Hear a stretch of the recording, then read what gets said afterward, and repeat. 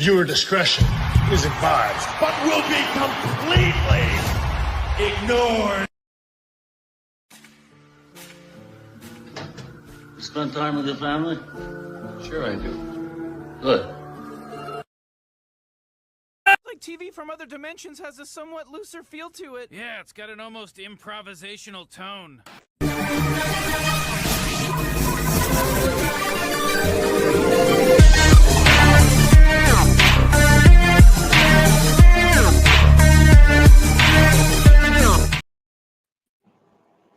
Well, ladies and gentlemen, you know what that means. Dr. Nekro and yours truly, EJ, are in the house. It's another edition of the Wrestling Asylum. Ladies and gentlemen, before we get underway, I want to take a quick 10-second pause and honor the TikTok sensation known as King Beard. The guy that said, that is not the way you're supposed to eat a cinnamon roll. You've got these goofy-ass kids eating a cinnamon roll like this. You're supposed to eat it like this. What the hell's wrong with you? Who tragically passed away earlier this week due to issues both with his heart and with his other health. But make sure you do us the biggest favor in the world while we do that. Take 10 seconds for, well, yeah, I know. I was going to say it, but I don't want to. Like, you know the rap sheet. Like, share, subscribe, stay notified. Telegram, Baby Mama, Google Plus, your sister's ass, the Pony Express. 10-second pause for King Beard. And I know, Dr. Nekron, you got someone you want to take 10 seconds for. Really quick before we get into that, I got to say rest in peace to the Beard Man. I will always say that would be my fat ass because of that, man. May he rest in peace. On that same note, we're really sorry to start off the show on such a bleak note with some remembrances, but it feels like they are needed.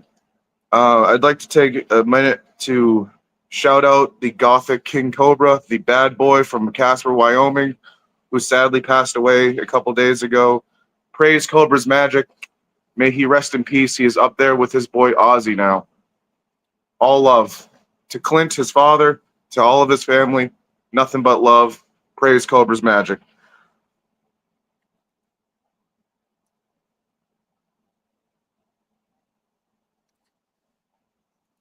Rest in peace, my boy. Yep. But now let's get back to it because the fans, well, we know what they want. And you know what? Do us a big favor. Check out the link tree. That's linktree/Off the Top Rope podcast. This is where you can find the links for the merch. Blackheart's Angels.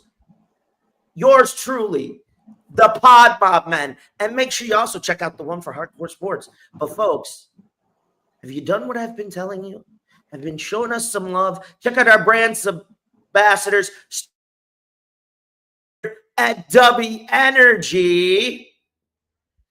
10% off now with the promo code OTTR Mob. And of course, we got our friends dreamalive.store. That's Dream Alive University, 15% off. We're getting closer to fall and hoodie and sweatshirt season. And our other friends at Okaze Clothing, check them out. I'm going to tell you right now, I've been checking out some of their merch. Holy crap, is it looking good, baby. As looking fly as a preacher on Sunday. Same thing right now with Habits 365. And I'm talking about this kind of preacher right here, not the other kind. Forget those fools.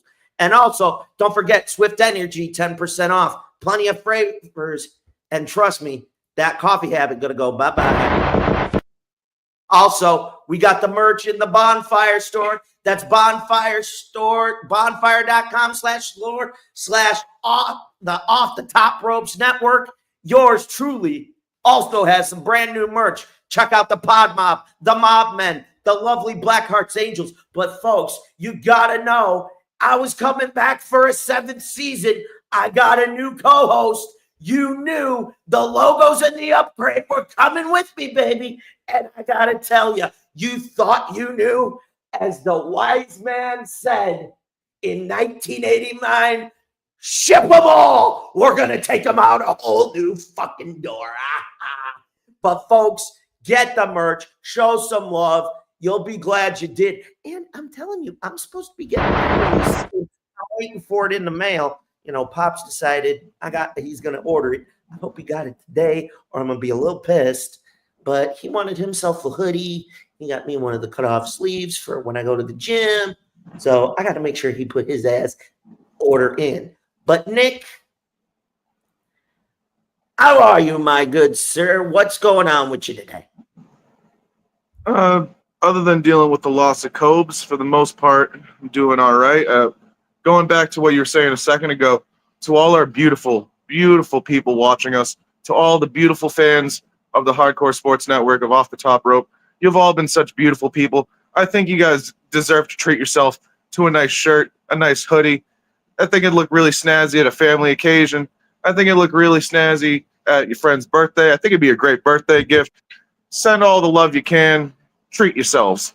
Yeah, and don't forget, it'd be looking good at some indie shows and even, AEW, WWE, TNA, a.k.a. Tits and Ass. Thank you, Velvet Sky and Angelina Love. If you know, you know. But anyway, it is a unique week this week. I know later on in the program, you're going to be talking about the piss match of the week. And once again, it's going to involve the two-time Hall of Famer's daughter. We're going to dig into that later. And also, I know you've been salivating for this one. We've talked about it 2/3 of the week. Ladies and gentlemen, we're going into my what if time chamber. And this week, I'm going to take us back to 2004. It was just 4 years removed. Well, technically 3, but who's counting? After the WCW went under, TNA had just been born. And the biggest what if question that we fans could only live out in the video game. What if in 2004, the icon, the franchise of WCW Sting, decided not to join his friend Jeff Jarrett in TNA, but crossed the ultimate line and walked into Connecticut and proceeded to summon the appearance of his counterpart, the icon, the captain of the WWF. I'm talking the one, the only, the dead man, the Undertaker, and how it would have played out.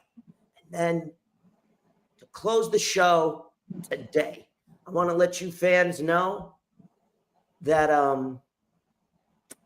the electric chair needed a long overdue rest. The last 3 years, it's needed massive maintenance, cleaning, some biohazard hazmat visits. We've had some victims who have, Joker, let's be real. It's not the segment itself, but the chair itself started to stink. We had to wash it down a little bit. Fuck washing it down, Nick. I need to get a whole new one. Damn. I mean, all the victims. You ain't shit. And some of them took a shit. But folks, we're going to go to a new segment called What Really Grinds EJ's Gears. So I hope you like it. But we're going to get underway here. And our first topic of discussion is right after the program, live in Europe on pay-per-view. All Elite Wrestling crosses the forbidden door. We will have a hell of a lineup that goes like this. We have Jet Speed with Michael Cole facing Gates of Agony and Ricochet in the 0 Hour and Trios action. Then Josh Alexander, Charo, and CRU face on the Paragon and others. Triangle of Magnus and Megan Bain will face Willow Nightingale, Queen Aminata, Harley Cameron, and Chris Statlander in 8 women's tag action. And then our boys, the Ops, defend against Bullet Club's War Dog members. And then on the main card, we got Zack Sabre Jr. in a dream match being challenged by Nigel McGuinness. And then Kyle Fletcher will defend the TBS title against Hiromu Takahashi. That's going to be a barn burner. And then Mercedes Moné, 9 belts, blow me. Persephone, Bozilla, and Alex Windsor for the TBS title in a fatal 4-way. And in a triple threat after an amazing classic on Dynamite, FTR, Brody King and Bandito face the champs, the Hurt Syndicate. Kip Sabian and the returning Kill Switch will battle longtime friends Adam Copeland, Christian Cage. Okada will defend the AEW Unified title against whose house? Swerve, those. Athena will try to do the impossible when she challenges and cashes in her contract against Toni Storm. And then the Death Riders, along with the Young Bucks, must battle Hiroshi Tanahashi, Golden Lovers, Will Ospreay, and Darby Allin. And then MJF got his wish. He will not have to execute the contract, but he faces MJF's biggest opponent, the world champion Hangman, for the title. And after what MJF did, threatening to burn Mark Briscoe, I got this sixth sense in the pit of my balls that MJF is going to fuck us in the ass or try to a second time. MJF, you motherfucker, I still love you because you're a heel, but you are causing shit-eating heat. And bitch, we just got through fucking 9 months of crap with Moxley. Tony Khan, do not fuck this up and make Hangman a transitional champion, or I'm going to be fucking pissed. Nick, what matches are you going to look forward to seeing? And our good guy over there at Hardcore Sports, Mitch, has joined the chat. What's up, man? Good to see you. Well, first and foremost, I've been a fan since the Ring of Honor days. He's had some of my favorite matches of all time with the best in the world, CM Punk. So any single time I see Samoan Joseph on a card, that is automatically usually my go-to. But it's kind of hard to say because my boy Swerve Strickland, especially when he's going after a belt, can't beat it. Swerve, I am a Swerve man. I swerve when I drive. MJF going for the big belt. He a clip of the dance. But continue. I can't deny I am 100% an MJF fan. He is better than me, and I acknowledge it.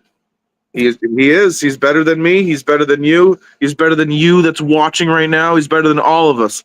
And we know it. Kiss the ring. Bitches. Kiss the ring. I'm assuming you want MJF to win against Hangman. Here's my issue with that.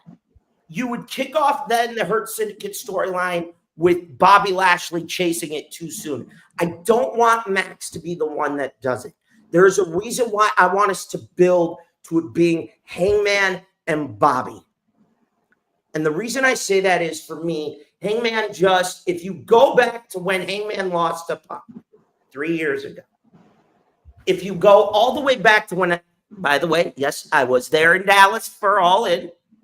It was a 3-year crescendo culminating with Hangman becoming world champion again. I want Hangman to gradually build to where he's got no alternative. He will be forced to face Bobby. I want Bobby to get that slow burn heat level like he did before he beat Miz during the pandemic era to become WWE champion. The reason I say that is I know Bobby Lashley for years. I've watched his career, love the guy. I've met him plenty of times, works out at the gym near me, here at home. We've talked about this. I pitched him a hell of an idea, and he actually dug it. I said, get Max out of the equation. Get that shit over with. Focus then, if you lose the tag titles, hypothetical. I said, then focus on Hangman. Begin that chase. Here's what we do. And it can go one of two ways. Either you stay like this, or do what you did in TNA before you came back to WWE and look at Shelton, look at MVP and go, look, you know, I'll always love you, but I got to do this on my own. I have my reasons. And you become in between. When I said that, he goes, but I'm not. I said, Bobby, I've been watching your career all my life. Since the time you debuted in WWE, all through TNA, I watched your return. You have been able to play both fucking roles.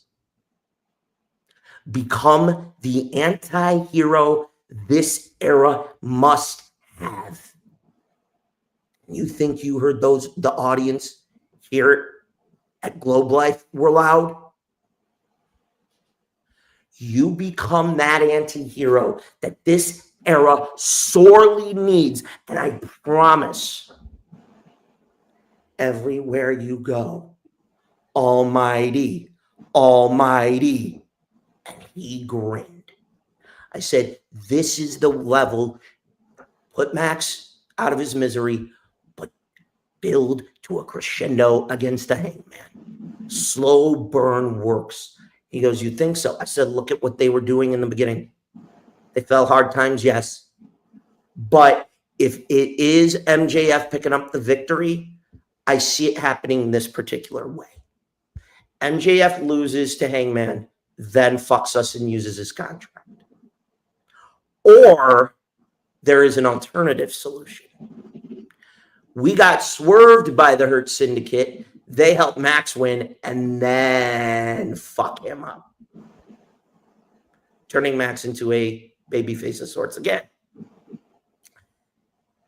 As far as Samoa Joe goes, you are on the fucking money, Nick. I love that man. And why he wasn't a main roster world champion under the Walt Disney off of fucking Temu, I will never understand. Like, you could have had a 2-year fucking feud with Roman. Look, man, we're not going to talk about Great Balls of Fire, all right? I don't even want to fondle those, goddamn. Oh, let's really quick, just because I feel like we hopped off of Bobby Lashley just a little too quick there. Because I've been following his career as well since he debuted in WWE. I watched him through TNA. I was there at WrestleMania 37 when he beat Drew McIntyre, and I got to say, I'm surprised neither of us acknowledged it while we're talking about the man himself, especially since you know the man. And if you see him, please tell him I said this. He is a fucking vampire. He looks exactly the same as he did in the early 2000s when I watched him debut, and he looks exactly the same now. It is insane. That man does not age. He did. You are right. And I asked. I'll be honest. I'm gonna say something. I asked him, "How the hell do you still look as young as you did?" And he told me. I heard it in multiple interviews. He said, and I quote, "It's all about eating and training right, but more importantly, he goes, living your life healthy as you can, as much fun as you can, but don't let the, certain poisonous shit, whether it's aura, whether it's drugs, the occasional booze, as he put it, who gives a shit? As long as you're not the alcoholic, you're fine." And I made him laugh because, talked about a little RVD, if you know what I'm talking about. And he goes, "That's just a plant. I don't know what the big." I'm like, "Oh, damn."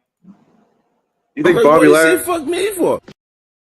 You think Bobby's gonna get taken down by a plant? Hell to the no. I saw that man beat Umaga. Like, Let come me tell on. you something. At Mania 23, yes, I know people are going to say what they're going to say about that, given who was in it. That was a part of my childhood, watching Vince McMahon get saved. Come on now. I actually, before we continue with the rest of the card, I just want to talk about this for a minute. I asked him about our current president. Do you know what he told me? What did he tell you? The whole time that he interacted with the Donald, he said he was the most kindest, funniest son of a bitch. Cracked jokes. He said he had me hunched over at one point. Was so nice. He said at WrestleMania, before they went through with the match, it was Donald's idea to attack Vince. He said, Bobby told me a little secret. He said, Vince didn't know how it was going to play. Bobby goes, just run up, clothesline his ass, and then wail on him. So Bobby told him how to go after Vince, which I thought was freaking funny. But it was part of all of our childhoods. I will say this. You are right about one thing. In my opinion, anytime Samoa Joe is on TV, that's going to be a fight. I have a question. I have a question for you specifically. We're not going to get politically at all, but no. Just to bring up the Don Man. No, just because I have a question specifically for you. To bring back the Don Man real quick. Who took the worst stunner? Was it Donald Trump or was it Vince McMahon at WrestleMania 39? You want to know the truth? Yeah. Originally, and I did some digging, Donald was not going to take the stunner. Donald asked Steve to let him take the stunner. I mean, who wouldn't? Who wouldn't ask for a Stone Cold Stunner? Bobby was like, what do you do? Bobby didn't even know it was going to happen. And then Donald said to Steve, stay true to who you are. And Donald has said this over the years. Donald went to Vince and said, just so you know, I'm going to eat a stunner. I want to give the fans a show. Give the Donald credit. We ain't talking politics about it. But the fact that our now ironic president is a victim of the rattlesnake, you got to admit that's fucking hilarious. You look back and go, that's fucking great. I think there's a picture online somewhere of the Don.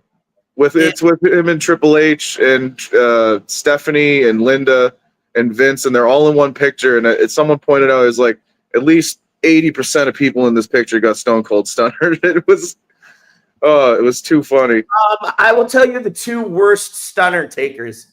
Linda at Homecoming in 05. But you know what? Austin didn't want to do it, and I know we're getting a little sidetracked here, but it's a good tangent. Incorporating all this, everybody's got to understand. But here's the harsh reality: Linda didn't want to do it.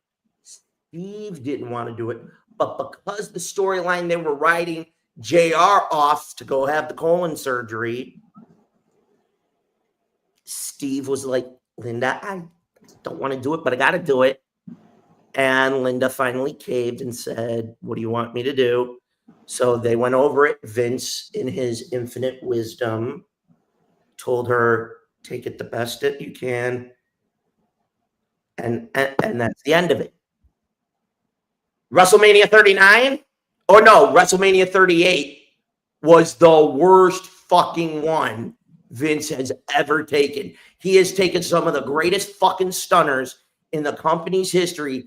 That looked, and I think Stephen A. Smith will say it best for me. It goes like, they are trash. Horrible.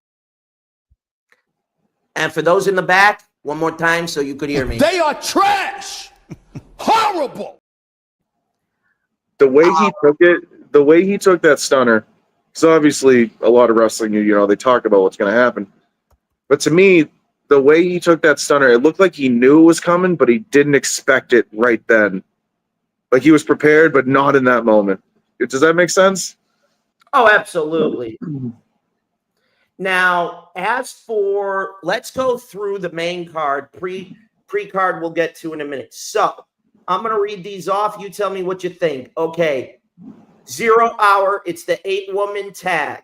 We got Queen Aminata, Willow Nightingale, Chris Statlander, giggity, and Alex Windsor against the team of Megan Bain, Sky Blue, Tekla, Julia Hart.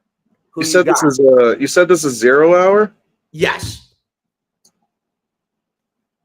That's not Big AJ. What do you mean it's 0 Hour without Big AJ and Big Justice? What?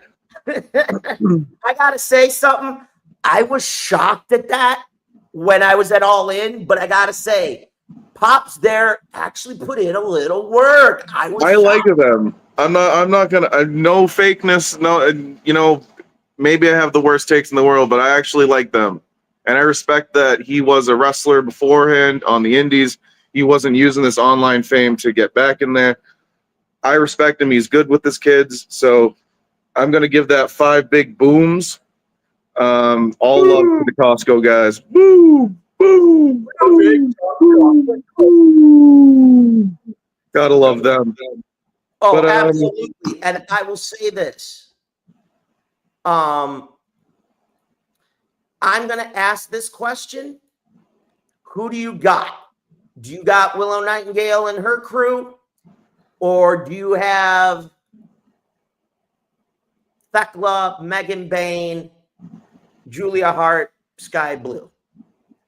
I do like Sky Blue, and I love Julia Hart, and for some reason Willow just doesn't do it for me. I never really enjoyed them in the ring. I'm not a big fan of their gimmick, so I kind of feel like by default I have to go the other way, to be honest. No, I respect that. I will be honest with you. Don't get me wrong. I do enjoy Willow to an extent. I get she's got this. Don't take this out of context, but you really can't turn her heel. It's almost like Ricky the Dragon. It's like impossible. I will say this. Queen Aminata, hottie. Harley Cameron, hottie. Chris Statlander, giggity, giggity, giggity. And I'll leave it at that.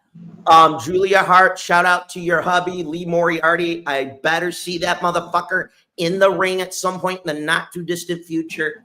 That guy's got all the potential. I love Lee Moriarty's gimmick. Okay. I'm going to go through the card. So we're there. Okay. So now that we got the ladies out of the way, on your screen, Ricochet, Gates of Agony, or Jet Speed and Michael Oku? Who you taking? I'm taking Ricochet on this one. I want no Ricochet for me, man. I'm sorry. That bald man. I'm taking the Paragon against Josh Alexander's team. Triangle of Madness or Willow. You said Triangle of Madness and Megan Bain. Only reason I'm going the other way, as you know. Please, this is an understatement. It's the Ops. It's Powerhouse. It's Shibata. It's Samoa Joe. You and I can agree on that. Main event card. Zack Sabre Jr., Nigel McGuinness for the IWGP World Title. That's going to be crazy. I picked Nigel in the Shocker. I'm going with Kyle to retain. Who do you got? I think Kyle's going to retain, honestly. All right. Persephone, Mercedes, Bozella, or Windsor. It's time for Mercedes to get really humbled. 9 belts? Yeah. 9 of them? Why is there 9 belts for her to even have? Okay, so hang on. I'm going to start this over only because this is going way too fast. And I feel like you went right through that, yeah. I really want to give you, because you know how we do, but I want to give you the center stage for a minute because I really want to hear quick pick and quick reaction why. So I'm going to give you the center stage. You know how we go back and forth. You ready? Yep, let's get this going. Start from the beginning. Let's rock and roll, baby. All right, so we're going to start off with this match right here. I can't do it with Baldy. I find him really annoying, and ever since he left for AEW, he's just been really annoying on Twitter. So now I'm saying no to Ricochet literally anytime, anyone who's facing him, I'm going that way. We already talked about the Triangle of Madness. They're my pick for that. I'm sorry, Willow. I respect them. I really do, but just does nothing for me. Joe, always and forever. I can't even give you a pick, man. I'm just excited to see it. Honestly, it could go either way. This match, I think he's going to retain. He's killing it right now. I don't see the title moving. I just don't see it. Humble Mercedes. 9 of them shits? The fuck? I got to go for my man Bobby and Shelton. But I would like to see Brody with the belt too. So it's really either way, but I want to see them retain. I can't believe we're seeing Edge and Christian again. I wish it was in the WWE side, but that's going to be a good match. I'm going with my boy Edge and Christian. Let's go Swerve. Swerve. Drive. Swerve's house. Okay, who do you got in the ladies' women's title? Oh, I love them both. They're both fantastic entertainers, but I think Tony's going to retain. Lights out steel cage. Death Riders or Darby Allin's team? I'll be real with you. That's a loss for me either way because the only one on that whole screen that I actually like is Claudio. All of them, everyone else, John Moxley, Darby Allin. And then the main event, Hangman versus MJF for the title. You already know. Say it. You already know because he's better than you. And he's better than me, and he is better than Hangman. And I want to see them with all the belts. I want to see Bobby and Shelton dripped out in their belts, and I want to see Maxwell, Jacob, Friedman walk out with that championship. Oh, it'll be so sweet. Kiss the ring. Mwah. Now, before I give my picks, piece of info for you. The Hurt Syndicate has formally kicked MJF out a number of weeks ago after Max just couldn't show that he was a team player. Hell, this is how he'll show it, by bringing gold. This is how he'll get back, baby. We'll see. But I'm going to play the card again. I'm going to give my feedback, and it's going to go a little bit like this. Only reason I'm picking Ricochet to go over is because you've got the heel situation going, but I do agree with you on everything else. Baldy, I'm blind. In this one, I want to go with the Paragon El Desperado because I feel like Josh Alexander and his team a little bit overdone. To me, I'm only going to go Willow Nightingale because, again, you got the heel thing. But if it's Megan Bain and the Madness, Trios Gold, please. Auto retain. Bullet Club and War Dogs, you ain't got shit. You ain't going to do shit. This is hard. I want to say Zack Sabre Jr., but I'm going with Nigel McGuinness in the shock herd around the world. Kyle Fletcher retains against Takahashi. It's going to be a barn burner. This is going to go back and forth. You're going to have a lot of close calls. Mercedes Moné, 9 belts. Bite me. Your character sucks dick. I'll take any one of the others. I'm going with Alex Windsor to shock. Hurt Syndicate, I think, pulls this off unless Stokely or somebody else gets involved. Honestly, Kill Switch returning was great. Didn't see it coming. I think Nick Wayne fucks up, but I got to go with my boys Cope and Cage. Whose house? That's all I got to say. Humble Okada. This one, I'm going with Tony to retain unless there's something bigger in play. I don't see Athena pulling off the shocker in this one. I go with the Golden Lovers, Ospreay, Tanahashi, and Darby based on Mox's reaction against hearing about that.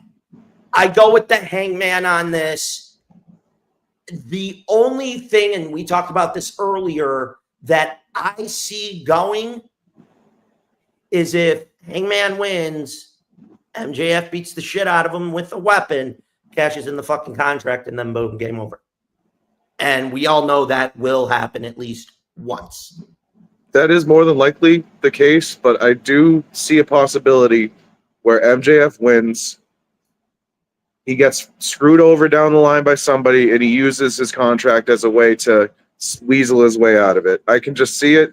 But on the card, and as you were going through this, I feel like both when I was giving my prediction and your prediction, we kind of just blew right past them as if they weren't in the match.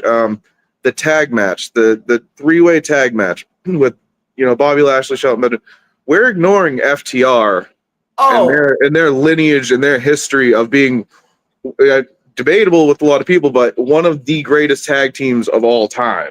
So we really can't just ignore them in that match. Not at all. I'm not writing off FTR.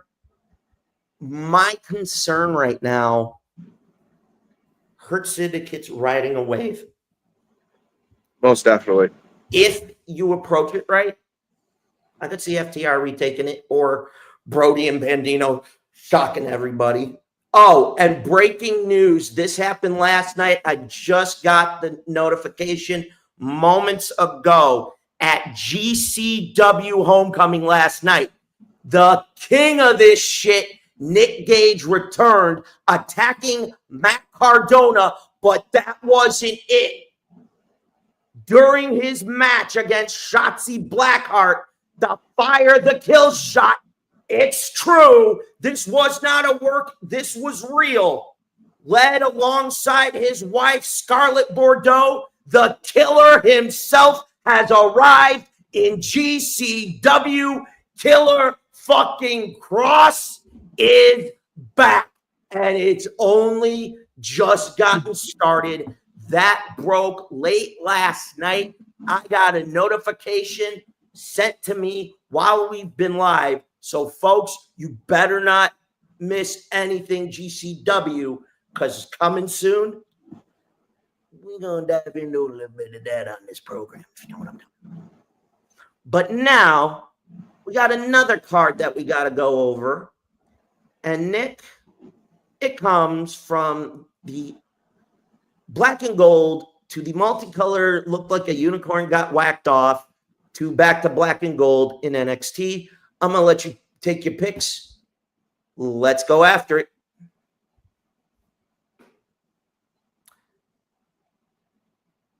Oh, it's happening in my home state. I didn't even know. Oh, man. Yeah. It has been a long time since I've kept up with NXT. Well, for me, the tag division, who do you got in the women's? It's Lola Vice, Jada Parker, and I forget the one in the middle offhand. I'm going to go Jada Parker because that's the only name I recognize. All right. And then we've got Ash by Elegance, JC Jane, and we got Maravich in a triple threat for the TNA women's title. We got between the two new from LFG against Chelsea and Ethan Page. Who do you got? That's a pretty easy win. Usually main rosters always go over. Oh, Blake Monroe and Jordan Grace. Jordan Grace is a great talent, but I just see WWE on their own show going over. Obafemi defends the NXT title. Who do you got? I am an Obafemi purist. Obafemi is the man. He's number one.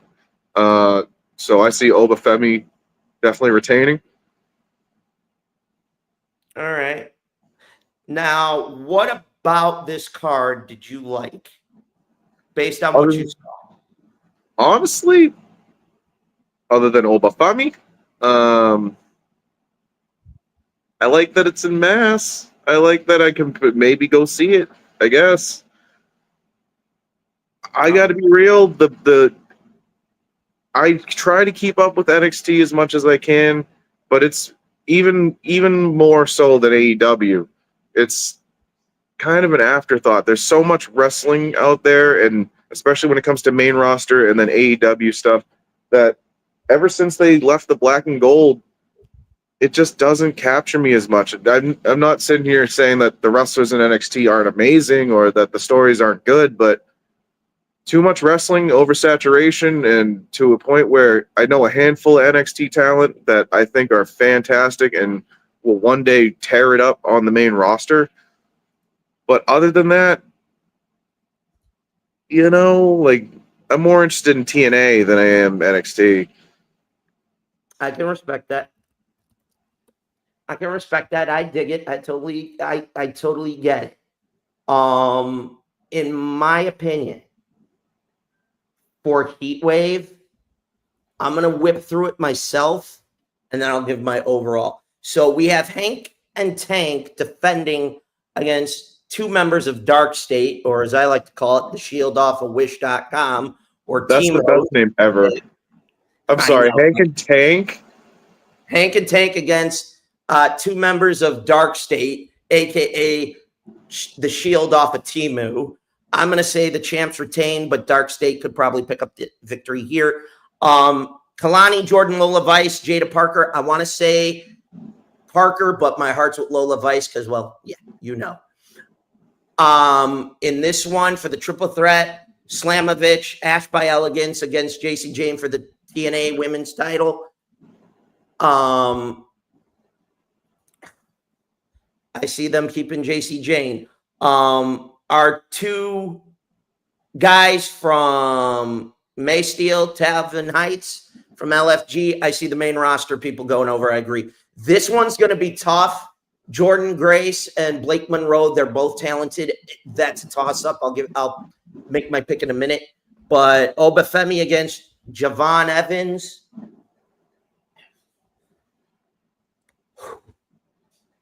So the two that I am conflicted with are both the men's championship and then Jordan Grace and Blake Monroe. So in terms of the two women going at it, we know Mariah May, Blake Monroe. We know what she's done. We don't need to go any further. We know what Jordan Grace has done. We don't need to hash that one.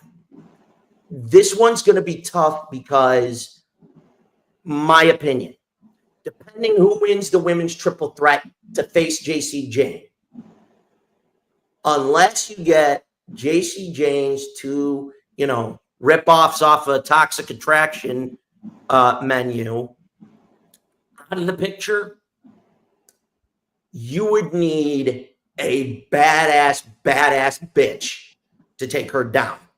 Jordan Grace is one of them. Blake Monroe would be good.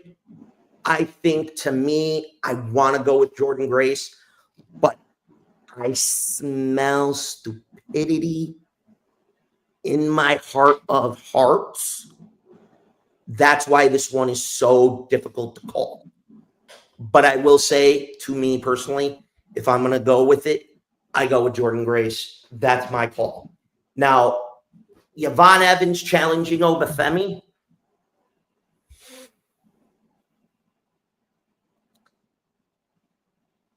You and I know from all the years of NXT that when a talent is getting ready to be called up, you and I both know the flow of the match at a takeover, especially the main event, towards the end of the match, will tell you where this is going to end. If, and this is big if Evans goes the gauntlet against Femi, I see the shock heard around the world. I see Evans shocking everybody. I'm not discrediting Obafemi in any way. He has been a dominant champion. He has done well. I have been impressed. When I first saw him, I was like, this is one big bastard. And then as soon as I heard him on the mic, I went, oh, shit, this motherfucker can talk. And so I waited. As champion, great job.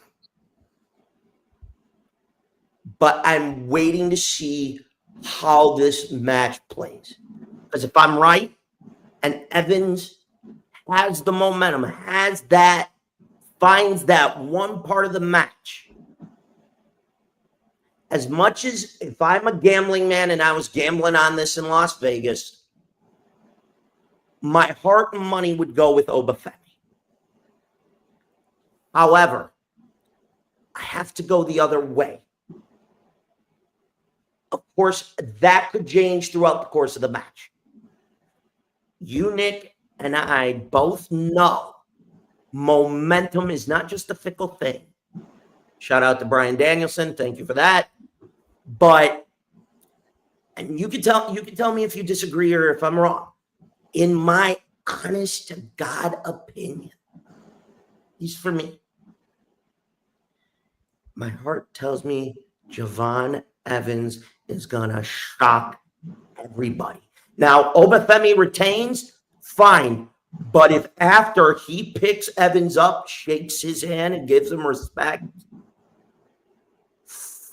fuck, you better run that bitch back. So my money as a gambler goes to Obafemi.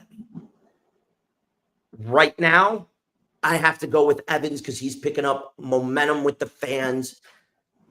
Oba is, in my opinion, overdue for the call. Because I want to see one particular match. Obafemi, that big badass bastard, against the Scottish Warrior. They're almost identical in height. They would have a fucking knockdown, drag out, balls to the wall, deep ass fucking match. I ask you, Nick, what you think. I think Obafemi retains tonight. That would be a great match overall on the main roster. I wouldn't say that's particularly a dream match of mine. I used to be a really big Drew fan, and then I'm sorry, you cross paths with my boy Punk, and then we have a problem. So not going to give him any praise. Anybody facing Punk is a dream match, even though I'll be honest with you, Obafemi versus Punk. Obafemi winning that one. Even as much as I'm a Punk guy, I can't see him picking up the W. I can't see him picking up Obafemi actually for the GTS. So, there's no way in hell. There ain't no fucking way in hell. No. The only way he'd beat Obafemi, tell me if I'm wrong. You know what move? The Pepsi plunge? Nope. There is another. The clutch? Is his submission? What am I not thinking? I don't even see him submitting them. That's the other thing. The Anaconda Vice. I don't see him do it. I don't see him making him. No, I would. Wait. Obafemi's so big. There's no way he's tapping to that. Did that just be confirmed? Or is that a prediction of yours, Blackheart, in terms of the lights out cage match? Eddie Kingston, everyone's drunk uncle? Hell yeah. Hey, he's sober as hell now these days. He still gives off the vibe of that drunk uncle you see at the cookout that really makes good, like, hot dogs and burgers. And he tells you about, like, the crimes of his youth. There ain't nothing wrong But he's good. But he's good now. Like, he doesn't do any of that shit now, but he, like, tells you funny stories. He seems like that guy. Yeah, I dig it. But And I mean that with love. Like, I mean that in a good vibe kind of way. Okay. Boss is saying prediction, no big deal. Okay. Do people care that much about Eddie Kingston? Would that be a big pop? Oh, that would be a huge one. He's been gone almost 2 years because of his knee. Oh, damn. So we're going to see what happens. Now, before we go to commercial break, I want to ask you overall comments on both cards. Which matches you would say shock you today, and which matches you're going to sit there and go, well, that you already know. I already told you how I kind of feel about NXT, so that's for the most part. That's like a not even waste my time watching kind of deal. But Forbidden Door, not saying you should, kids, but unless I can find a way to watch that for cheaper, I might just watch the highlights of it. I already said how I feel when it comes to most of those matches, but a Samoa Joe match is a Samoa Joe match. So that's the one I'm mostly excited for. Swerve Strickland being on the card is an automatic watch for me every single time. MJF being on the card, especially for a title, automatic watch for me. AEW does have a talent for putting on a really good pay-per-view. I've seen a couple in person. I've seen some at some AMC theaters when they were doing that. They always put on they put on a fantastic card, so I'm sure it's going to be a great Forbidden Door. But as far as like matches, I think will be the best of the night, top 3, hopefully. The MJF match, Swerve Strickland match, and the trios tag match. But also, I got to give an honorable mention to the 3-way tag match, because that is going to be a absolute barn burner, or as JR would say, a slobber knocker. Okay. This just broke before we go to break. I think both cards are going to have some shockers. I am with Blackheart on Eddie Kingston's return. I think a real big shock would be Nigel McGuinness beating Zack Sabre Jr. I don't know, but that's going to be a hell of a match. It's good to see Nigel healthy, doing better, getting back in the ring, having some fun again. He's earned it. I've missed him. I just wish it would have been him and Danielson on pay-per-view instead of an episode of Dynamite or Collision, but I understood why they did that. This just broke, and this is huge. As many fans are well aware, the total package in the mid-2000s ended up having a problem which caused him to be paralyzed.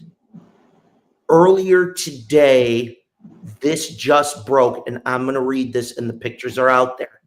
Lex Luger has been going through intense rehabilitation using the DDP yoga program from Diamond Dallas Page. As of this morning, it is now confirmed Lex Luger is using his walker by himself and can stand with no assistance. If he continues, there is discussion of the unthinkably imaginable possibility the total package walks again. Improbable possibility through one of the greatest people's champions. You can say what you want about The Rock, but WCW had its own. That is breaking. That is huge. Nick, quick thought before the break. Mad respect to DDP. I've always said that. I feel like DDP always deserved more love, and this is a prime example of why he deserved it. All power to the big man Lex. I'm so happy to hear that, and I hope with more rehabilitation and more time with Diamond Dallas Page. It's funny, whenever I do security and I tell people to put stuff through the metal detector and put your hands up, I always do the DDP sign. So all love to him. That's amazing, and I hope for the continued success in his health. Yep. So that is also breaking, ladies and gentlemen. But at this point, we've rambled on for nearly an hour so far on this episode. We're not done yet, but we are going to take a quick commercial break, because when we get back, we're going to hop in the time machine. We're going back to 2004, and we're going to discuss, what if Dean didn't go to TNA and decided, fuck it, I'm making the challenge to the dead man. We'll find out. And then, Nick, I don't know what your unhealthy, loving obsession with pissing on Charlotte Flair. Maybe we'll get a little more insight this week. Your piss match of the week is coming up. And then to close us out today, we're going to start the new segment called, you want to know what really grinds EJ's gears? You're going to find out after the break. But folks, get your libation, get your drinks, get your breakfast, your brunch, whatever. Get you some Dubby, get you some Swift, and get prepared, because during the second half of the program, Nick's got a lot to say to shit on Charlotte Flair, and bring the toilet paper, because I think she's going to shit her pants when it's all over. So we'll be back after this quick commercial break, and stick around. You never know what's going to happen.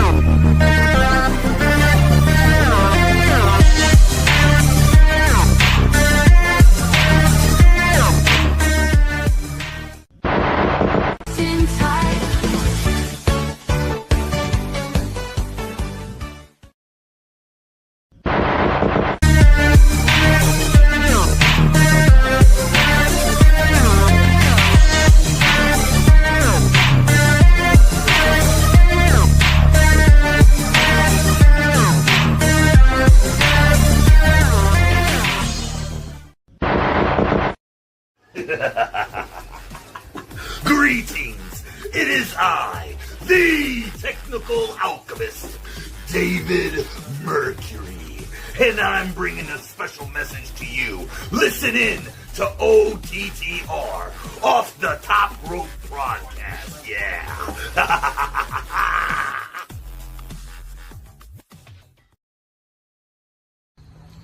Hey, yo, this is your friendly neighborhood Red Dog here, eating pizza. No, not from Pizza Hut, not from, any other place. From Luigi's. That's the place that we going to. That's the place we eating at. See, the camera's not even on me no more. So, as a friendly neighborhood Red Dog and your favorite mercenary, I approve of said pizza.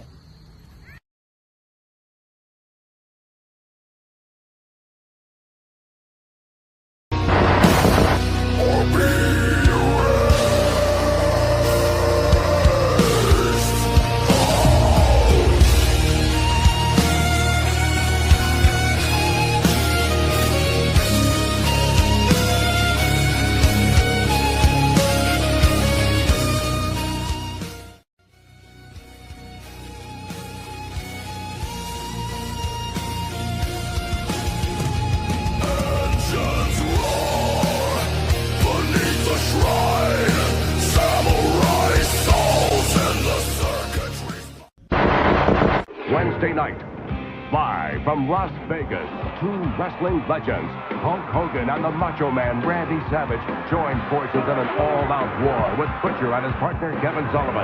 Plus, the ring's not big enough for both of them. Avalanche meets Sting once again for the final showdown. And WCW rivalries heat up with championship belts on the line. Clash of the Champions. Live 8:05 Eastern Wednesday night on PBS. If I have to fold one more box, I'm gonna snap. Did you say snap? Snap into a Slim Jim! Need a little excitement? Snap into a Slim Jim!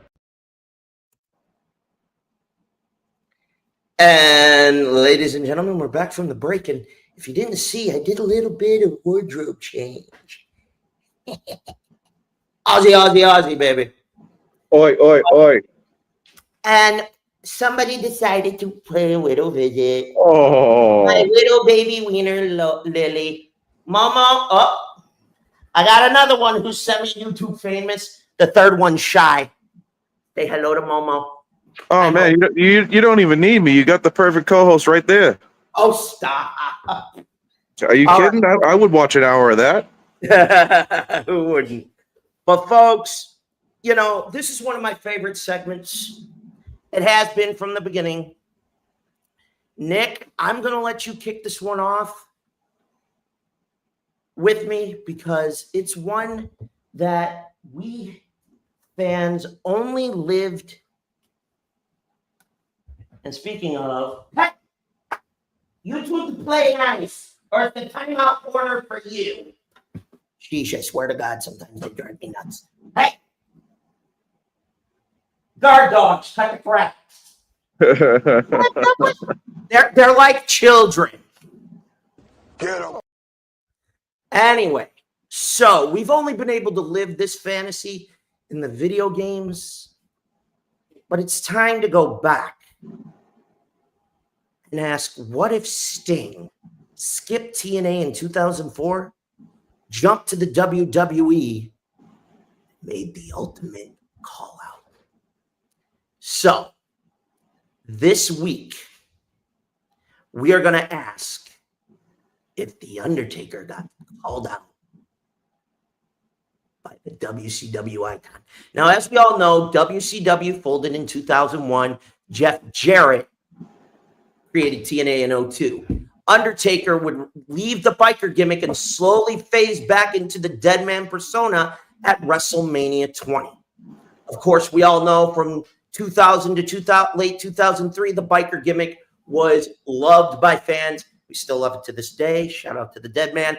Of course, we all know at Survivor Series 03, where Kane would interfere on Vince's behalf and bury Undertaker alive, that would set the tone. But it was Sting in 2004. And well, needless to say, he showed up at TNA while Taker was doing things with Brock. And it begs me the question, if Sting would have showed up in the WWE instead of going to TNA Wrestling, would we have gotten him defeating Jeff, put the company on his shoulders? Would Taker have been more than willing to enjoy himself? But here's the real issue with all of this. Because of their mythos, what would have been the finish?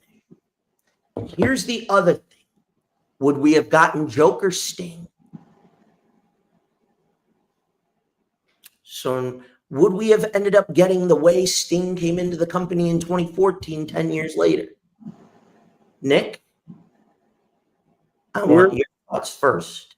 We're forgetting a really important question, or maybe I just didn't hear it, but what are the implications for TNA without Sting? Not saying that TNA would flounder at all, but Sting was such an integral piece to the history, the lineage, the staying power of TNA, alongside AJ Styles and Samoa Joe. We can't, and Christopher Daniels. We can't knock the people of the past, but Sting really had that name power when he came to TNA. Oh, Kurt Angle too.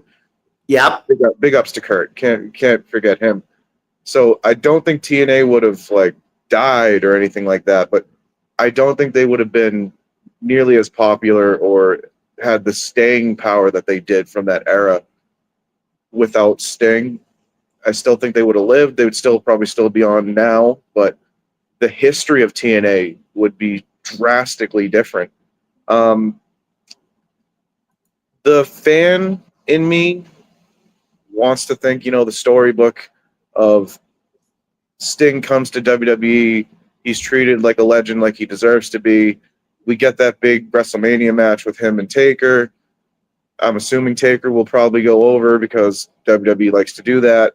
But the realist in me, and from historical evidence by the scary fucking Walt Disney wannabe himself, he said that he didn't see the booking power between Sting and Undertaker. That's why when they had Sting come in 2014, was it?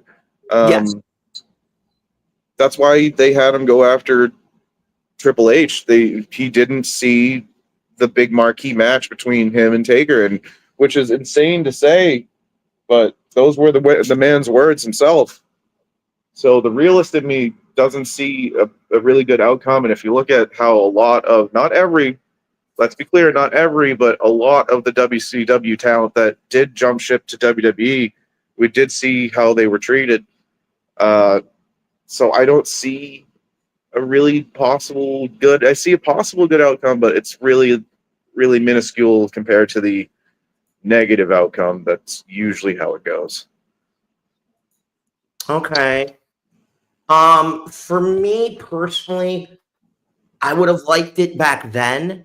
I think part of what Walt Disney off of Temu was having a problem with was because you look at both of their careers and how each character was able to evolve with the times to stay in that spot.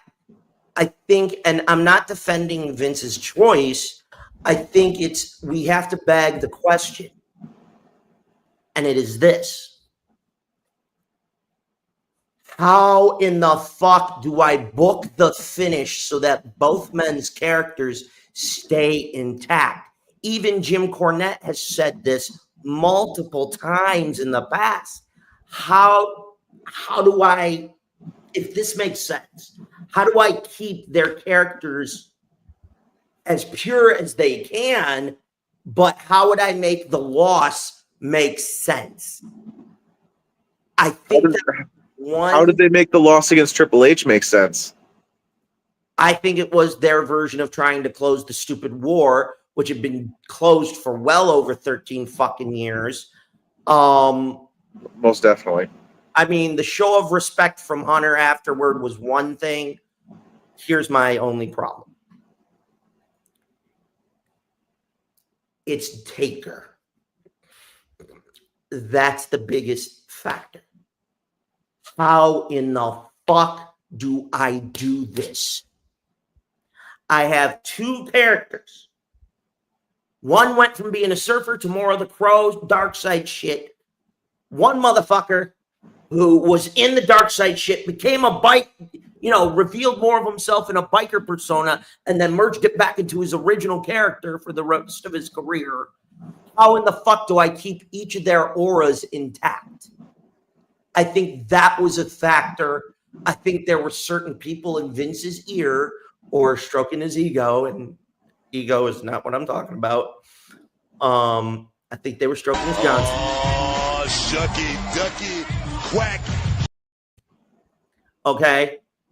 To me, I think the big issue was whoever was in Vince's ear. I think some fans, it was a situation where, remember, you're 3 years removed from the end of the Monday Night War. You have a lot of fans of WCW who have left. They just, they gave up. They lost their love because they lost the promotion that they supported all those years. You get what I'm saying? There comes a point where your fandom, when that kind of shit happens, it just dies. So I think that was a big factor. I'll ask you this, and then you respond with everything I'm saying. I think, Nick, the biggest issue was not just necessarily fan reaction. We all know everybody would have gone batshit insane. Even to this day, if those two were still in like their early 30s and 40s and did it, you could build to where you could have, here's what I would do, a trilogy like you did with Stone Cold and The Rock. Taker gets one. Sting gets one. And you decide based on momentum, fan, blah, blah, blah, blah, blah. Get to the rubber match. Call the finish on the fly between both those. Will you two stop misbehaving? I swear, my guard dogs love to play too rough some days. But my question to you, Nick, is how would you have booked it if we did it that way? Because to me personally, if we would have gone through a similar Stone Cold Rock-esque trilogy, 3 different manias, I think you could have got a lot out of it, and you could have made a shitload of money. But I also think you could have brought back more of the WCW fans who had been disenfranchised. They see Sting going, the fuck is that? Didn't see this coming.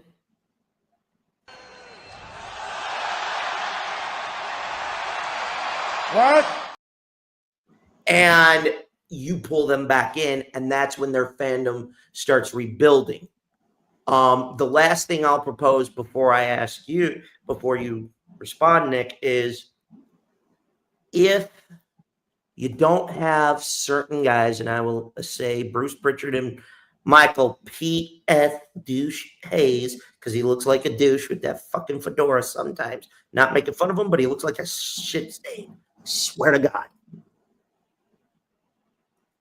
Whoa, we got Mr. Burns watching from Cedar Hill, Texas. I'm up here around Frisco, pal. Welcome.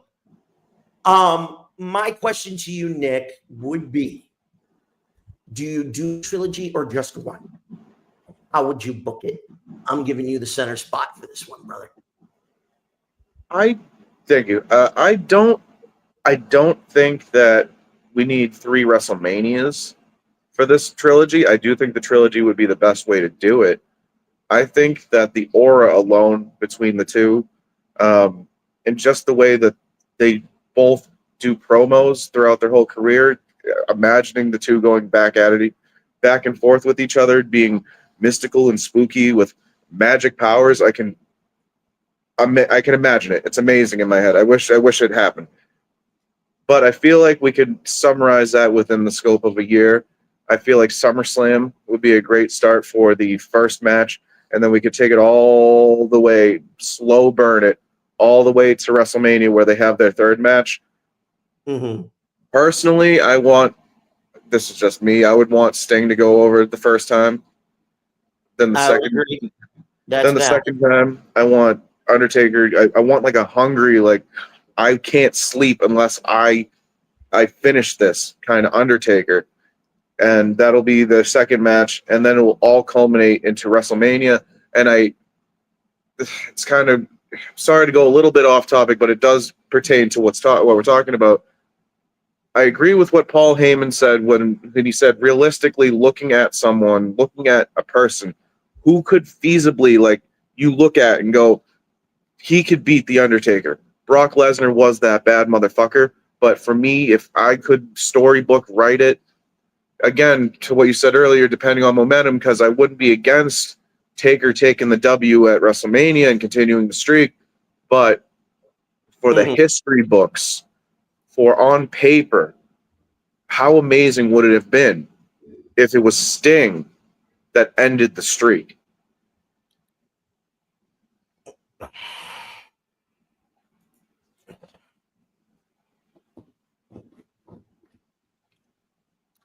I need a moment. I'm like, what do you say fuck me for? Oh God. That would have been my biggest concern. Was the streak. We're divided. Nick is split on MJF. I'm on a Hangman. He's better than me, and I know it. Mm-hmm. To me, Nick, if y'all smell sulfur here out of Dallas, repent. It's always going to come down to the streak, which is so fucking difficult. That's what makes this so hard. Is what do we do for the WrestleMania thing? That's the big problem. That's what's so hard for me. Because if you have Sting do it, you do realize what that would come with.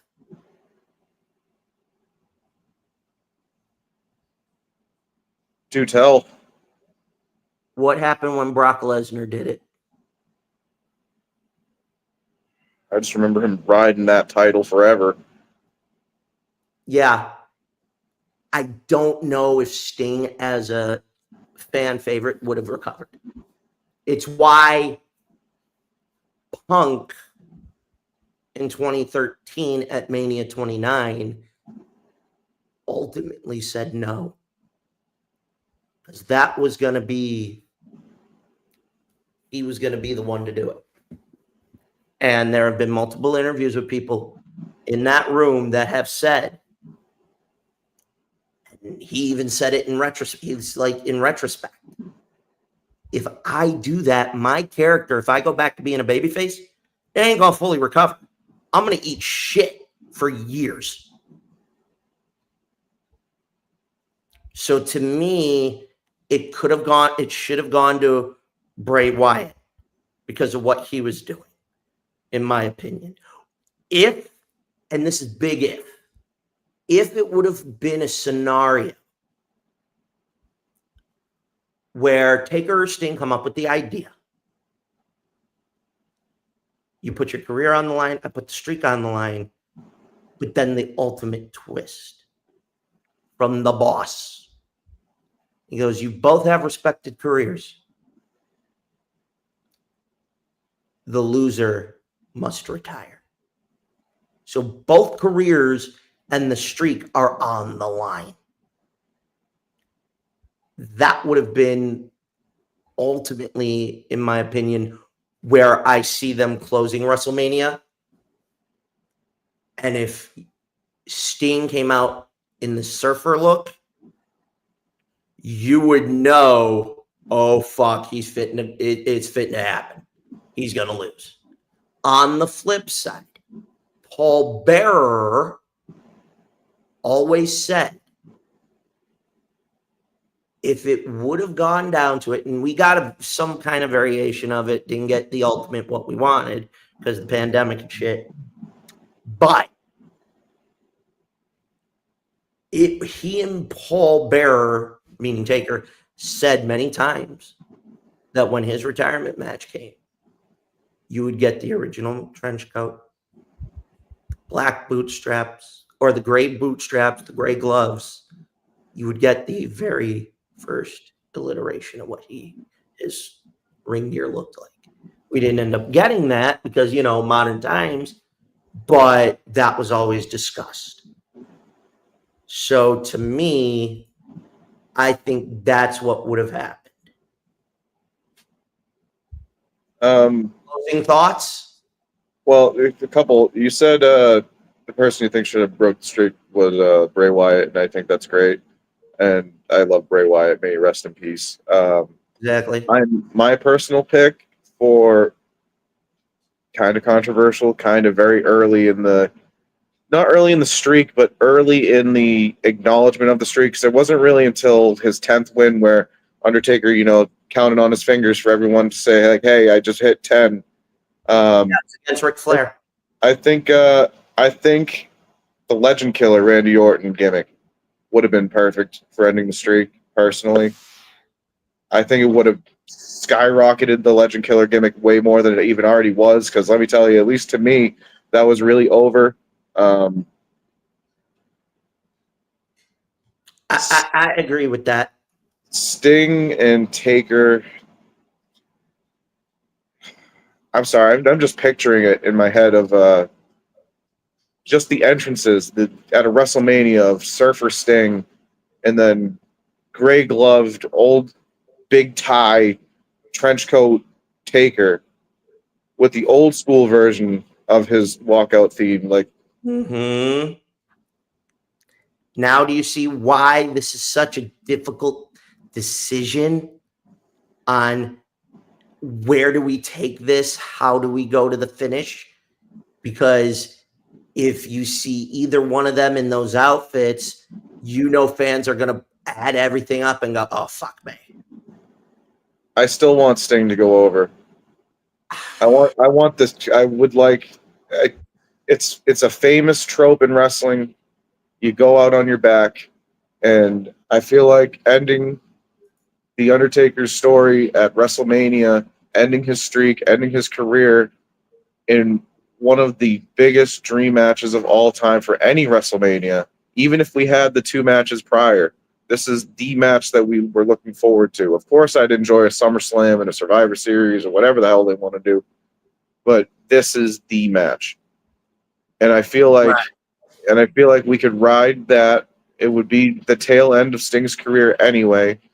And crazily enough, Sting rode it out the rest of his career, even in AEW and all that. He was still really good in the ring. I can't deny it. He was fantastic up until the very end of his career. So he still had a lot in the tank even after this. But I feel like, respectfully, for the amount of work that he put in, this would be a great cap to his career as well. Not saying that he has to immediately retire afterwards, but I feel like that would be a great culmination of his career. And I feel like for the next couple months to maybe even a year later, until he decides to retire, I feel like he doesn't need to do anything more than promo work and appearances to just be like, hey, I'm Sting. And then when he feels the time is right, also retire. Or hell, if he wants to be a real stand-up man, after ending the streak, he can just say, hey, this was a culmination of all the years of hard work in my career. I feel like this is a perfect storybook ending to end my career with what many consider to be my counterpart from the other promotion, out of respect for him and out of respect for my own career. I feel like this is the perfect cap, and also retires along with The Undertaker. And hell, we can have one headline 1 year of Hall of Fame and one headline the next, or however they want to do it. There's no way in hell we could have them both co-headline, because they're both of their careers are so important and integral to the fabric that is wrestling that they deserve their own. I respect that. I get what you're saying. I can respect it. Actually, It's just- really quick. So hard. We could use actually now. Sorry, my brain is like working now. We could use WWE's acknowledgement of Sting's career, right? Give him the Hall of Fame, and that's what jumpstarts Sting going, you know, you guys gave me the Hall of Fame, and that, to most people, that feels like, oh, that's the end. That's the last piece, you know, that's the end of your career. But there's one thing that's been sticking with me since the Monday Night Wars is that I never had a chance to take on my counterpart, the other me, and say it like that. Make Sting make you feel the sting of the other me, the wannabe me. I never got to take him out, and that's how we start. That's how we start the train of the 3 matches. I feel like that would be great. So we'd already have Sting in the Hall of Fame, and then that would lead up to him taking Taker out at WrestleMania and ending the streak and ending his career, and then we put Taker in the Hall of Fame. Okay, that's fair. Well, folks, we are going to close that chapter, but now it's time for the newest segment. Nick, I think it's time to let you have the center spotlight. We're going to go with Nick's piss match of the week. And Nick, I don't know what your unhealthy obsession is with the 2-time Hall of Famer's daughter. I mean, don't get it, but do I really have to explain? Do people not just get it? We're going to shed some light on it. Nick, this is your piss match of the week. Take it away. Thank you. Well, first and foremost, me and Mr. J over here, we had a long talk. We almost considered putting an entire Monday Night Raw as the piss match of the week. Yeah, we really did. We were very close to doing that. I hate to put Piper back in the spot, but they just keep giving her terrible spots to be in. Anytime I see Charlotte on the screen, honestly, anytime I see Natalya on the screen, but anytime I see Charlotte on the screen, it's an automatic time to go take a shit. Not even a piss match. It's a shit match. Shucky, ducky, quack, quack.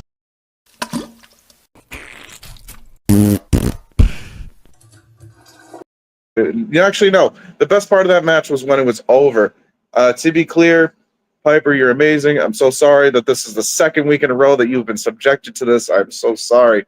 To answer your question, as the number one Charlotte hater in the world, the best way I can describe it is to describe another wrestler that I don't particularly hate, but I most definitely don't fucking care for at all. They're very similar in the ways of love their dad, loved their dad's career, enjoyed their dad's career quite a lot, but the way that they used their dad's career were so drastically different. And I'm talking about Cody Rhodes.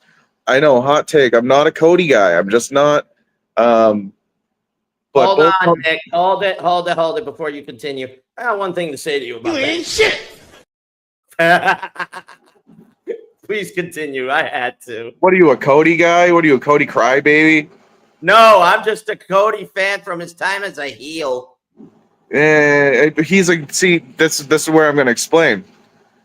Completely same similar background. Come from a wrestling dynasty, but you see how Cody was always humble, even when he was a heel. He was always for the fans. He worked his way there. Not saying Charlotte didn't put in the time and training or whatever, but he never used his Rhodes pull to get a title match. He never used the Rhodes name to say, "Hey, I don't want to do Stardust. Can I have a title match that will end in 10 minutes and then I'm going to leave for 2 months after I drop the belt in a week so I can pad out my title reigns so I look like I have even close to numbers of my dad. So when I retire eventually, it looks like I had a Hall of Fame career like my dad, even though most of them were fucking, in my opinion, phantom title reigns to pad out her fucking numbers. So fuck that bullshit, number one. And number two, back to Cody. I do see that when he came from AEW, he used it. Maybe not. Maybe this was WWE's idea too, because he did have star power over there and in the Indies. And he, not saying he didn't work for it, but that's the fucking difference. He worked for it. I'm not a fan of Cody. I find his reigns to be extremely boring, to be honest. But Charlotte just going, woo! I'm Ric Flair's daughter. Give me your belt. I've been gone for 9 months, but give me your belt. You want that to be the face of the company that changes every 6 months? I'm good. I'm all set. Over it. Please retire. I don't care if you can still go. Please retire. You have your Hall of Fame career. Are you just trying to count the title reigns so you have more than your dad, more than Cena, so then you can retire? It's be gone. Be gone from me. I don't want to watch you anymore. And honestly, once the ESPN deal goes through and pay-per-views are $30 a month, I might be retiring with John Cena, to be honest. Damn. Pay $30 to watch a Charlotte Flair title match. Get the fuck out of here. Next, you're going to make me sit through an Natalia match. Ugh. Hey! Hold the phone. Get her character from Bloodsport on WWE program, and I think we'll be fine. But continue. They destroyed her with the fart gimmick. I'm sorry. And that's a Vince thing, but that's all I see now. Oh, so you mean when it comes to Natty, you see this?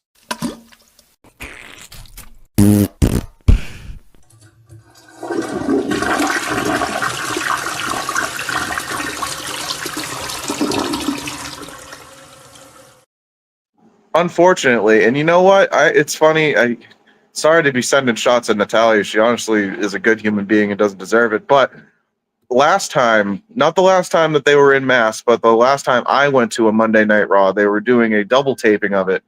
And I was subjected to not one, but 2 Natalia matches. So I had frequent piss breaks. In fact, one of them wasn't even a piss match. The other one was like go to the concessions and get a t-shirt fucking match. So big ups to that. And big ups to Natalia for even putting the work of 2 matches, but still, I had to sit through 2 Natalia matches.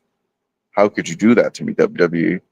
And then you're jacking up your prices and everything from tickets to where I have to pay $1,000, over $1,000 a year to watch everything to keep up with your fucking product that's slowly declining in quality, and you make me sit through 2 fucking Natalia matches? How the fuck could you do that to me, Triple H? You're in my Mount Rushmore. You're like number 1 when I say my Mount Rushmore of fucking wrestlers, and you do that to me?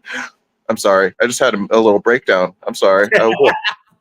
No, Nick, that's why we came up with this idea. This is why this segment's yours, my brother. This is why we want to hear you. Oh, and breaking. Due to an ongoing fire out in Oregon, the fiery redhead, Christy Hemme, could end up losing her home. So thoughts and prayers to her. We hope it doesn't happen. But heads up, there is a nasty fire going on up in Oregon around Christy Hemme's neck of the woods. Oh, that breaks your heart to hear. So, ladies and gentlemen, I'm going to say this.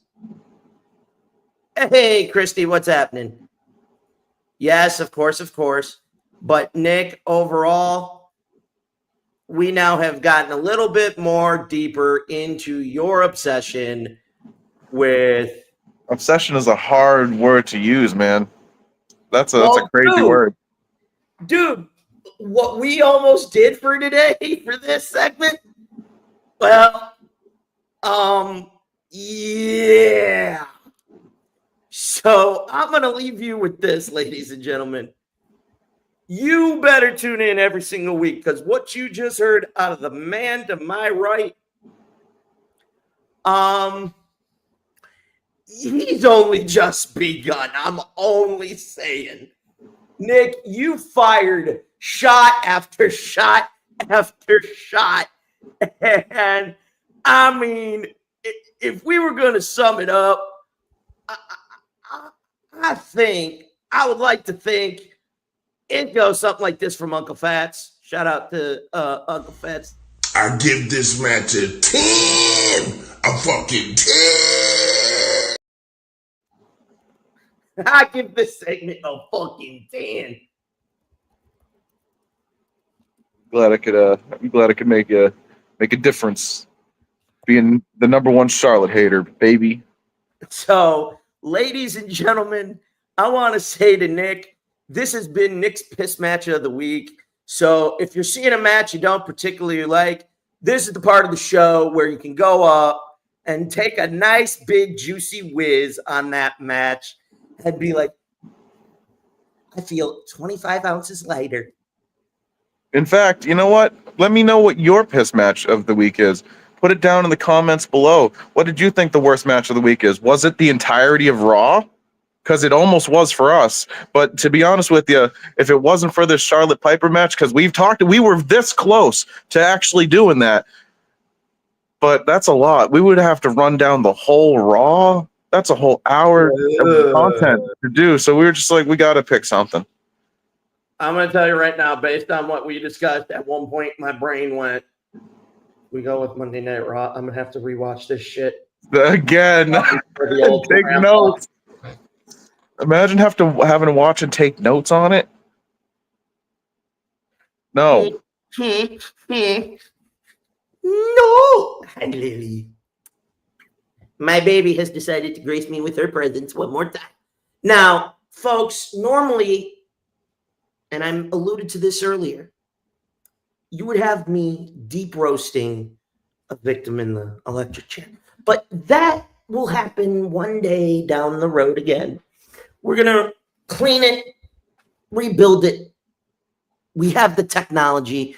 It'll be more electrocution, more shocking, more intense and degrading, and R-rated language than you have ever seen before. But that's where the other guy will come in. He's around here somewhere. You're never going to know where. We're never going to know when he's going to strike. Promise you. The minute he does, you're never going to want to miss that. But now, folks, the newest segment. And we're borrowing. We're not stealing. We're borrowing this from Family Guy. And, you know, one of the greatest cartoon characters in the history of the world, Peter Griffin. This is EJ's What Grinds My Gears.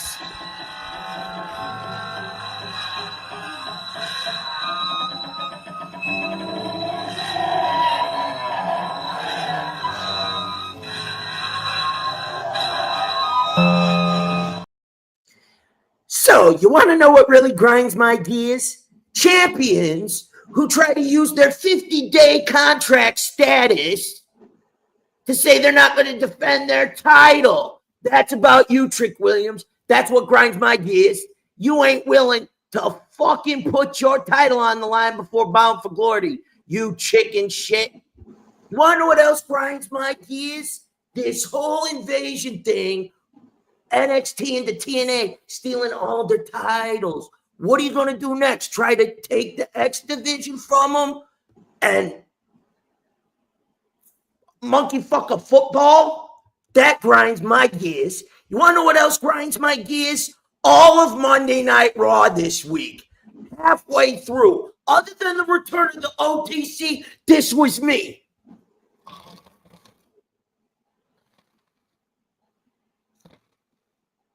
Triple H, you're grinding my gears to where Monday Night Raw, I just want to sit on the toilet like I just ate Arby's and it cleaned out 3 months of shit that I ain't even dropped yet.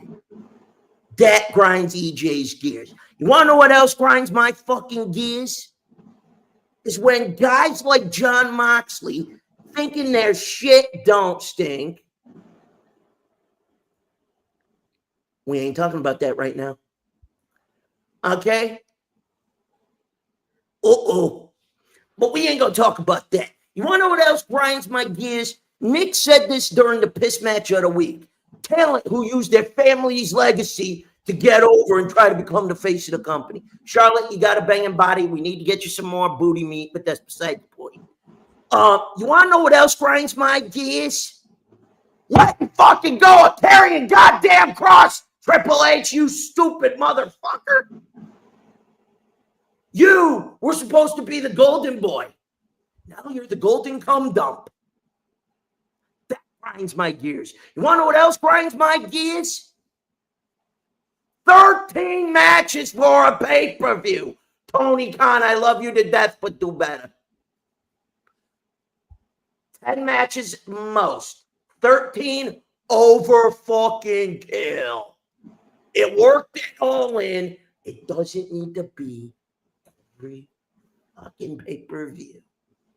You had a formula when you started. 0 Hour, as you now know, was 2-3 matches tops. And the main card is between 6 and 8. Sometimes 9 if the main event need to go a little longer because of the story. But now we're getting 12 and 13. That's too much. That grinds my gears. You know what else grinds my gears? Paul Heyman looking like the cookie puss and this stupid Shula Fala bullshit with Bronson Reed, who needs to get away. And you know what else grinds my gears? Roman Reigns not knocking the ever-loving shit off of Braun Breaker's ass more intense than what he did. And overall, you want to know, this is the last part of this segment, what truly grinds EJ's fucking gears the most? That's actually pretty good. You want to know?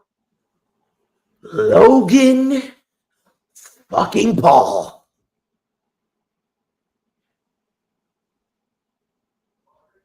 LA Knight said it best. Here's a map.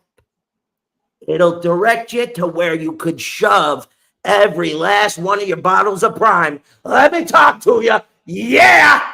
Yeah. But last but not least, and this is one back to Logan Paul. You in that punch.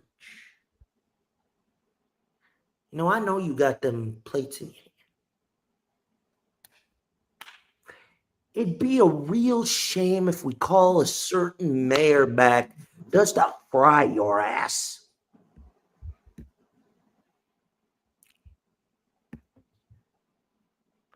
And that's what grinds EJ's gears this week.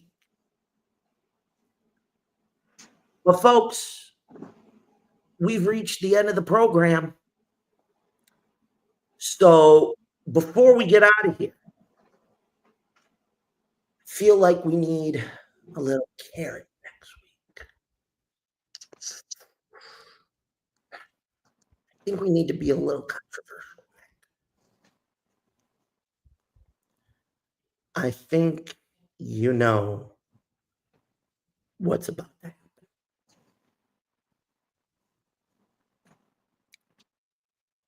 I think you know whose biography has to be talked about. You know what I'm going to say, don't you? Chris Benoit? Yes.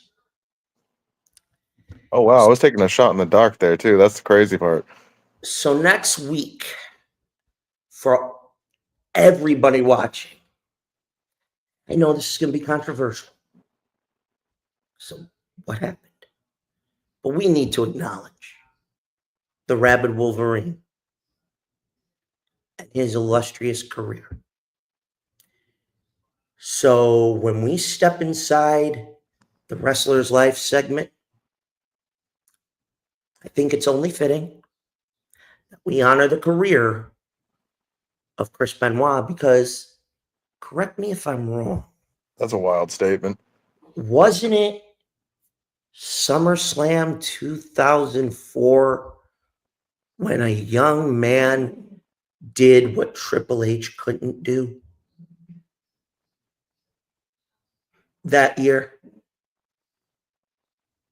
See, when I think SummerSlam 2004, I think of oh, I'm thinking of a different SummerSlam. I was thinking of a different SummerSlam, the one where he's having that ladder match with Chris Jericho. Not that one. It was SummerSlam 04. Benoit's world champion and a young up-and-comer, a member of Evolution. Randy Orton. Randall Keith. And was the one who beat Benoit for the big gold world heavyweight title and also earned the Crippler's respect. So next week, we are going to talk about the one and only Chris Benoit. Now, what are we going to dive into next week? You're going to want to tune in to find out. What match is Nick going to piss on next week? You got to wait and see. It might be a whole Raw. You never know. This is true. And we are going to find out what also grinds my gears. But folks, it's about that time. Before we get out of here, Nick, tell the good people at home where to find you, how to find you. Nick Nekro, NICKNEKRO on most social medias. Follow me on Twitch or Instagram or any of that fun stuff. I don't use Twitter or X or whatever the fuck you want to call it because that shit sucks. Fuck Elon Musk. Fuck him. Fuck Elon Musk. Anyway, we're not going to get into that, but yeah. Well, apparently we know how you really feel, so that goes a long way. But Nick, always good to hear that. We love you. You know how to find me, Eric 32nd and Joker, every single last social you can think of, including TikTok. I got some new content I'm working on to upload there, some clips. You just never know when it's going to pop. But folks, if you didn't catch it yesterday, make sure you check out Black Hearts Angels and, of course, the Pod Mob Men from Friday night, led by our boss, the one and only Blackheart. We had a good show today. There ain't no doubt about it. Nick, you gave us a great piss match. I tried hard not to laugh. I almost wanted to pee my own damn pants because you just shots fired, not just Charlotte. You gave Piper a bulletproof vest and said, "Sweetheart, I'm sorry." You shit on Natty. You shit on Cody. I mean, bro, it was shots fucking fired. Take a people that weren't even like a part of it at all. And they weren't even, that was what made it so much better. I'm like, what did he say fuck me for? So, I gotta say this. It was great. You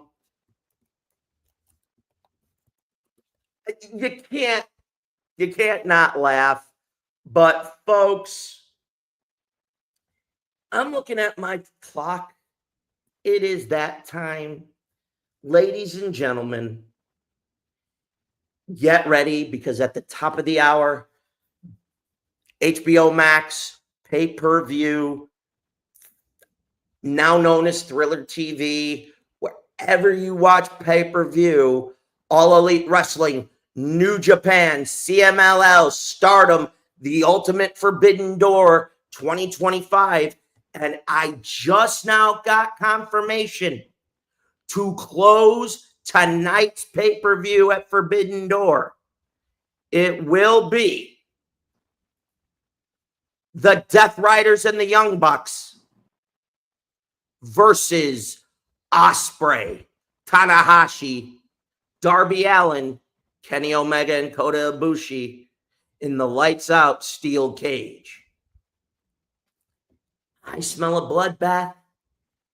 I smell, the world is cold. Better knuckle up. You said the world is cold. Better knuckle up. The return of Eddie Kingston. And he's going to want to get him a piece of Claudio. He's going to want to knock some sense into his good friend Moxley and whoever else he's pissed with. So, folks, one last thing before we get out of here. Nick, keep doing what you're doing. I'm loving it. We're having a good time. I know we talked a lot. It's almost been a 2-hour program, but I'm going to give you a little other surprise, too, ladies and gentlemen. Something you and I even talked about the other day. I think you know. Not next week, we're talking Chris Benoit, but the week after, we're going to take a trip down memory lane into an Analyze This chamber. Nick? Oh, I've been asking for it. Oh, I've been asking for it. It was one of the first things that I asked for when we were talking segments. We're going to analyze this, one of my personal favorite matches of all time. Just a random SmackDown in the early 2000s, for some odd reason, had a hour-long 1v1 between Brock Lesnar and Kurt Angle that was a absolute barn burner from start to finish, worth every second. So we're going to analyze that. That's right. You have heard it from the man himself. It will be Lesnar, Kurt Angle, the Iron Man match on SmackDown in 2003. September 18th, if I remember correct. I believe so. All right, so that about wraps it up. So make sure you remember to do us that big, huge favor. Like, share, subscribe, stay notified on all the socials. Check out the link tree. Make sure if you're not following us, spread the word, spread the love.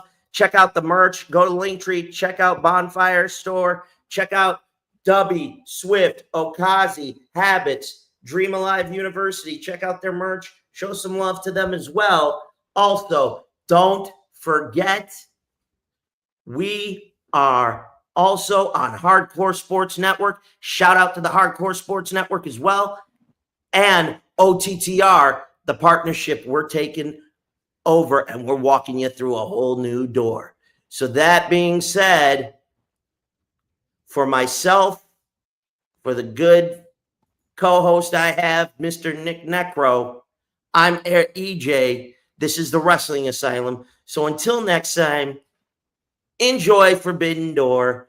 Have a good rest of the weekend. Oh, and I almost forgot. Charlotte, on behalf of Nick, I think this would sum it up. Shit. You ain't shit. Oh, wait. Charlotte, I almost forgot. You know where shit belongs? They are trash. Horrible. Enough said. So until next time, check out Hardcore Sports. Check out OTTR networks. Show some love. And Nick, I think we kind of spoiled them a little bit for the next 2 weeks. Wouldn't you say? A little bit. Just a little bit. You think but now they know to tune in. Yeah, but do you think I should give them one more?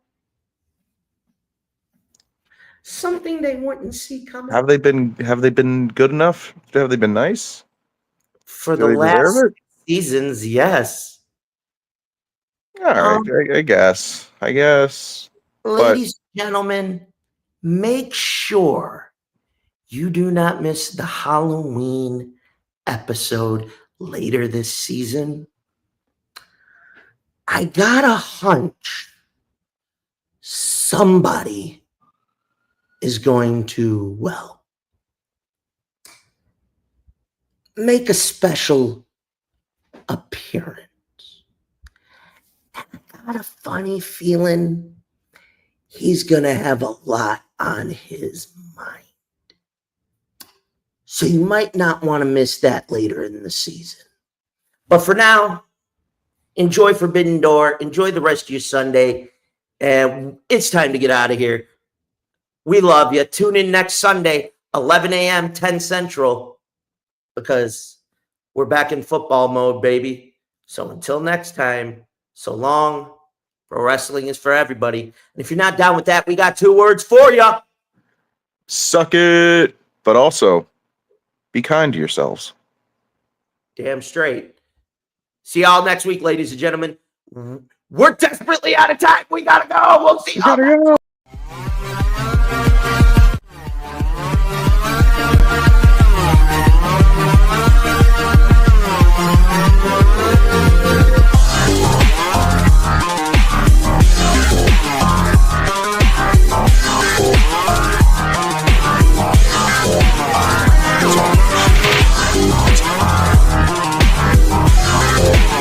Let's rock and roll. My man go to life, get my pockets full. We got goes. You should log in local, keep that ratchet. We don't do therapy. When it's for show, I'll retire. I've been through that fuck.